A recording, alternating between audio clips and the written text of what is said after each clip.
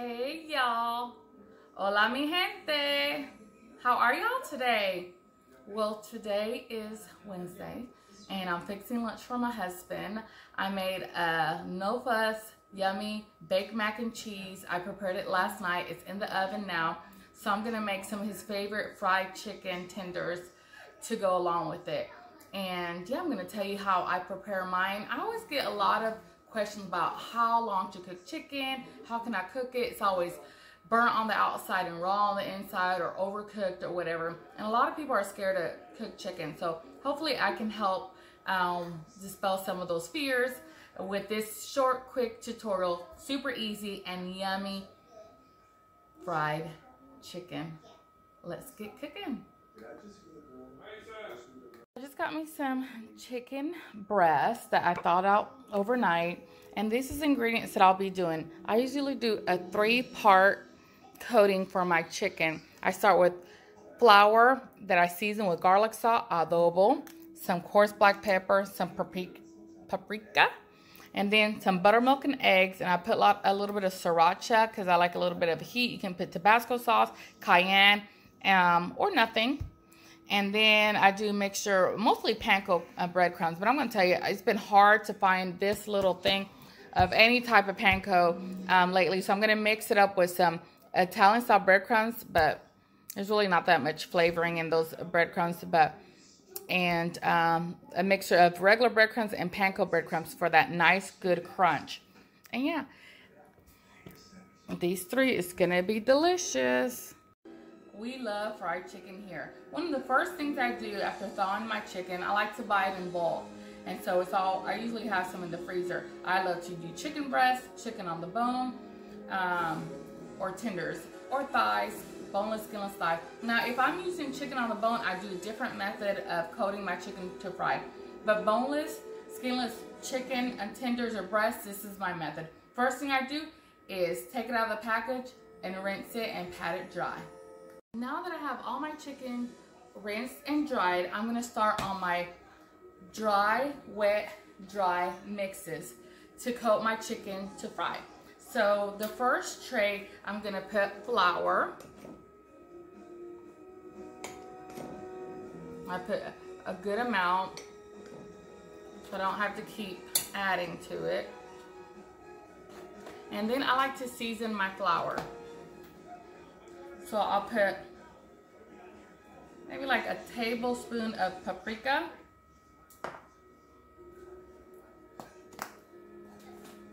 You can start off with like a teaspoon and a half of coarse black pepper. About a tablespoon, no, maybe 2 teaspoons of adobo. 2 teaspoons of garlic salt with Lori. So we have garlic salt, we have adobo, which is a Goya all-purpose. We got coarse black pepper, and then we have some paprika. Then I'll just get a little bit of salt. All this other elements, the adobo and the garlic salt obviously have salt, but I'll just add a little bit more salt. You can get a fork or a whisk and move it around. You can put all other kinds of seasonings in here. If you want to make it Italian, you can put Italian seasonings in here, or Cajun, put some, you know, Old Bay or Creole seasonings in here, more garlic. So, I mean, really, you can change up the chicken in whatever flavor you want. So we have that. Our second tray is our wet. So we're gonna crack some eggs in here. I'm gonna put 2 eggs. You can put 3, depending how much chicken you have going on. Then I'm gonna add some sriracha. Sometimes we put cayenne, sometimes we put Texas Pete, you know, whatever. We just want a little kick, zing in the background of our chicken without overpowering it. And then you could put milk in here, heavy cream. I have buttermilk, so that's what I'm gonna be putting today. Maybe about half a cup or a cup or so of, and then with your fork, and you can put more seasonings if you want. And I will probably put a little bit more adobo because I love that, and a little salt, pepper, like that flavor to be infused in all my chicken. All right. And so then, this is pretty easy. And I'm just whisking my buttermilk and egg mixture together. It's gonna be one of the good things about putting the Tabasco, or you can tell if everything's been incorporated by the color. Same thing with your flour. The paprika is gonna change it a bit, so you can see if there's a big old white portion of flour that hasn't been incorporated well. So that's good for the visual, for the eyes, to make sure you have everything kind of mixed up as evenly as you can. And then lastly, I do my panko breadcrumbs. So here's some breadcrumbs, and then my unseasoned breadcrumbs. If you can get any kind of, let me get a knife.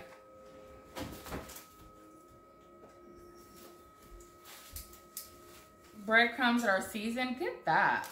I mean, why not infuse as much flavor as you can into your dishes?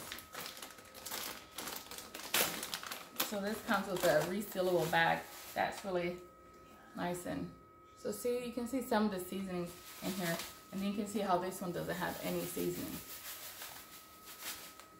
And that's okay, because like I said, we're infusing everything else with seasonings. I'll get another dry fork. And I'm just going to mix these together. Just like that. Super simple and easy. So far, nothing to it. Now, a lot of times people ask me, why do I do dry, wet, dry?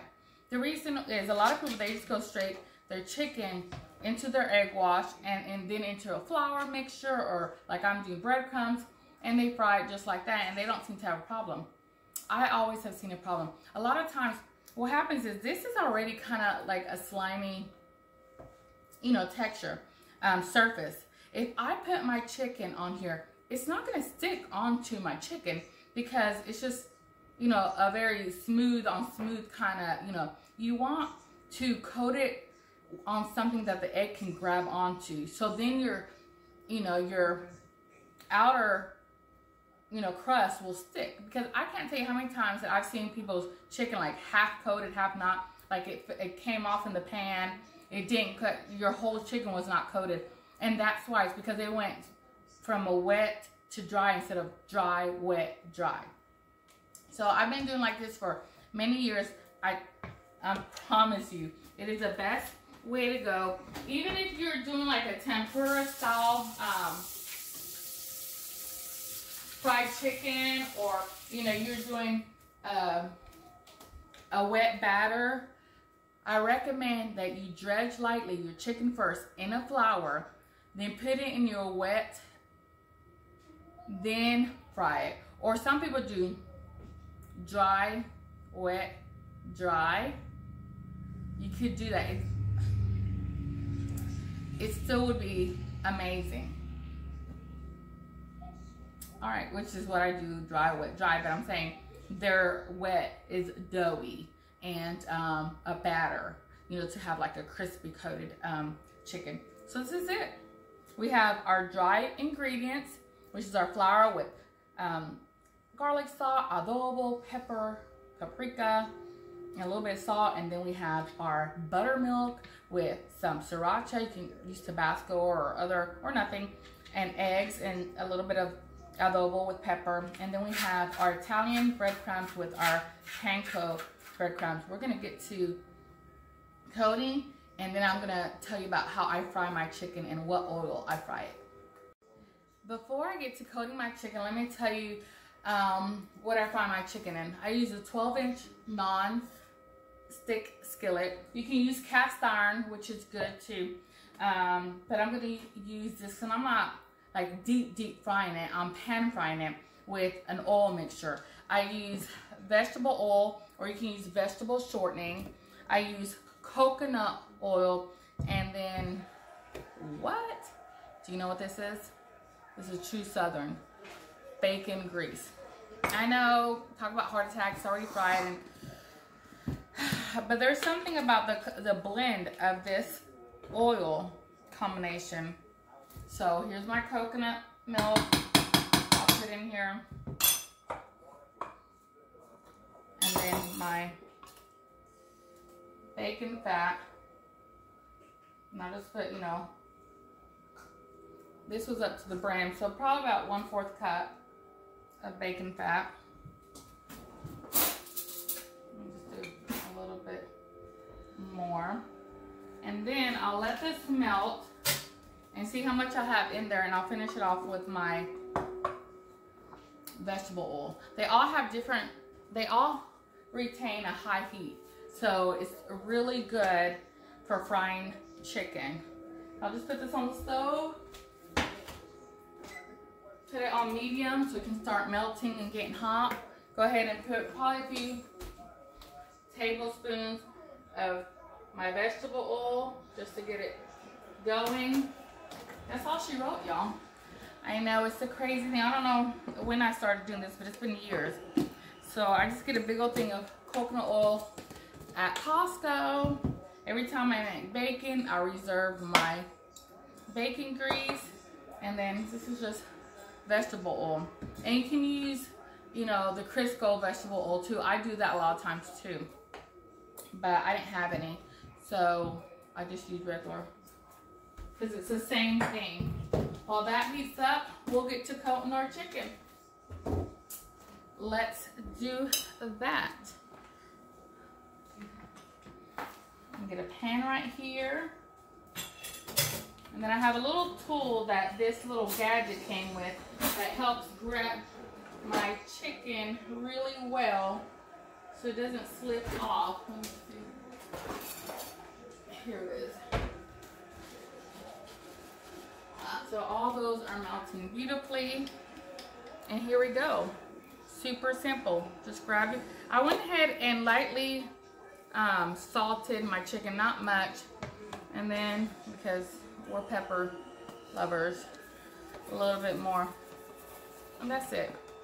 Very light. See? Get your chicken. Put it in your flour. Dredge it. This is mixed well, so I can go ahead and get rid of this. That is my oven telling me that my mac and cheese is ready for the cheese on top. So let me do that and I'll be right back. All right, let's get to coating this chicken. So you just kind of want to make sure every nook and cranny of this chicken. So if you had a chicken breast, open it up, make sure not one side is neglected. Then you can just shake off the excess and go ahead and put it in here. And while that's in there, I'm gonna go ahead and put my other piece of chicken in here. Just grab your chicken, turn it over. Hope y'all can see that. I wanna make sure, again, it's coated completely with every bit. Then I usually use one utensil that hasn't been, you know, in the wet stuff. So you don't want to start then I kind of pat it in there.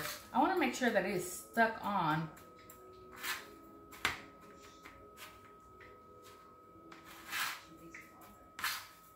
That's it, y'all.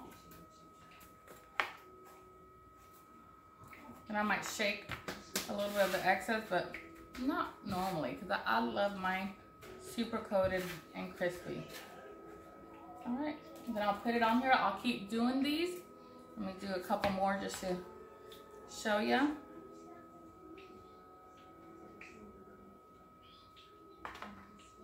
Do it really good in the flour.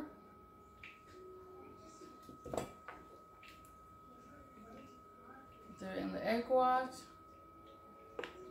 All that buttermilk goodness. a little bit of heat. Then drop it in here where it gets coated with this crispy, crunchy goodness. And I just press it with my fingers. My oil is getting ready. There we go.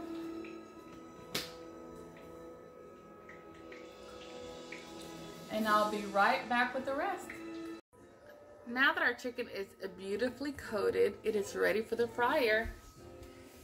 So I got my oil here.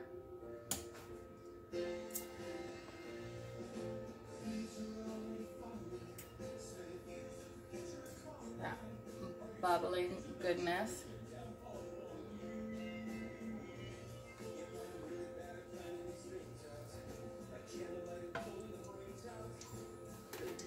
Start putting my chicken little by little in here. I was waiting to make sure that it was gonna fry up.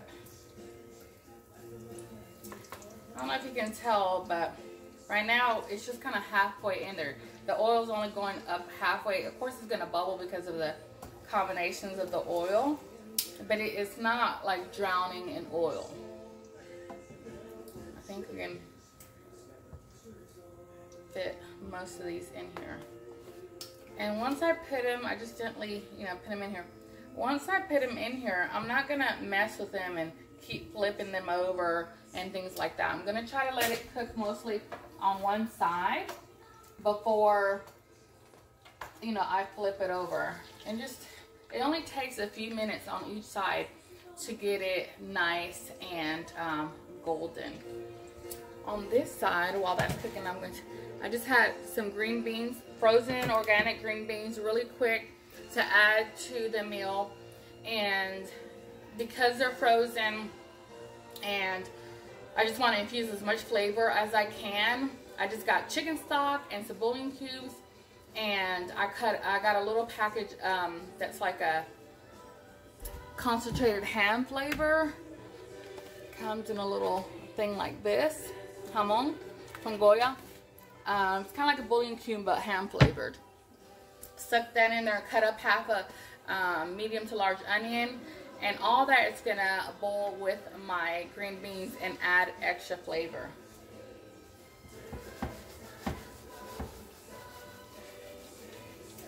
Just kind of babysitting.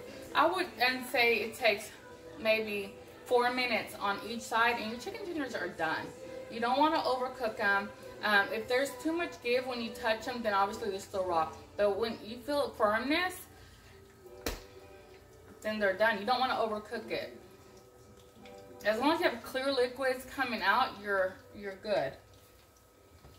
But I'll show you how these should look.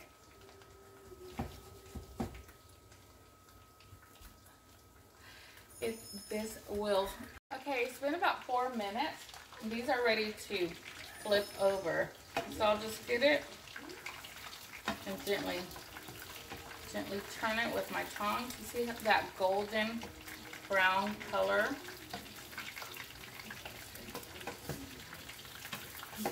These are gonna be so yummy, so good.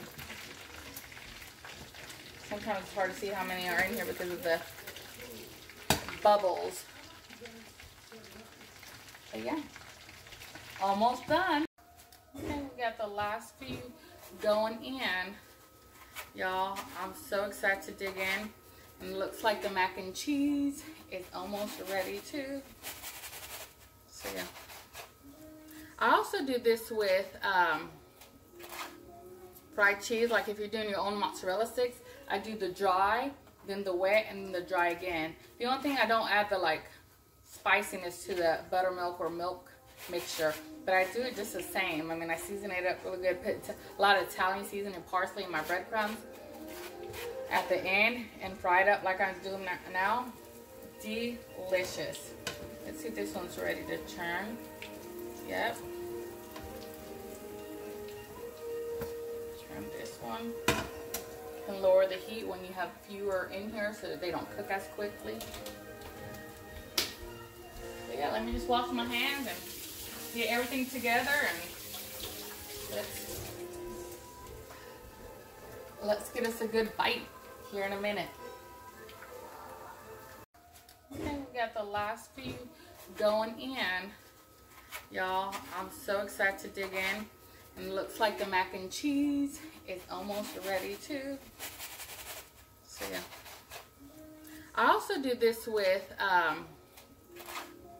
fried cheese. Like if you're doing your own mozzarella sticks, I do the dry, then the wet, and then the dry again. The only thing I don't add the like spiciness to the buttermilk or milk mixture, but I do it just the same. I mean, I season it up really good, put a lot of Italian seasoning, parsley, and my breadcrumbs at the end, and fry it up like I'm doing now. Delicious. Let's see if this one's ready to turn. Yep.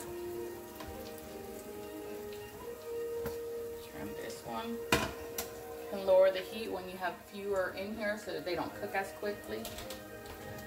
So yeah, let me just wash my hands and get everything together, and let's get us a good bite here in a minute. OMG guys, are these just not perfect? They're beautiful and they're gonna be tasty. Just giving a few minutes for some of the other ones to finish up.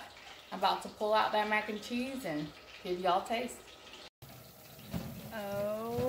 OMG at this mac and cheese. It is ready to eat. Yum. There it is. The delicious mac and cheese. See those bits of fat in there? Pepper. Alright, y'all. This is, I just got off the live, but I thought I'd do a tasting with you guys. Oh my god. Still hot and nice and good. See that crust from the top layer? It's sharp, it has that bite. You get that little bit of that feta coming through, the pepper. Oh my god. It's so good.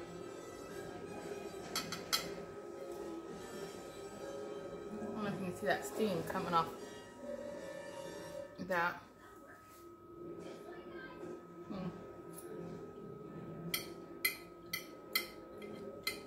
It hits the right spot. Creamy, soft, delicious, warm, comfort food. You won't go wrong trying this out. So,